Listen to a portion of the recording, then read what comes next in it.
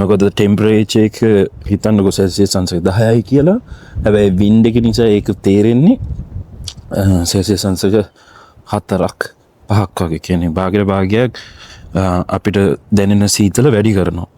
So it's a bit difficult, but all in all, beautiful morning. පොඩි වඩලා පේන හිම කන්ද උඩ පොඩි කළුවක් වගේ තියෙනවා. මම හිතන්නේ ස්නෝ කරනවා පොඩ්ඩක් වැස් වගේ තියෙනවා. අර පැත්තේ කන්ද මුදන පේන්නේ. ඒ තරමට මේවත්. Yep. And I need more clothes on. It's too cold, so I'm gonna go inside and get changed.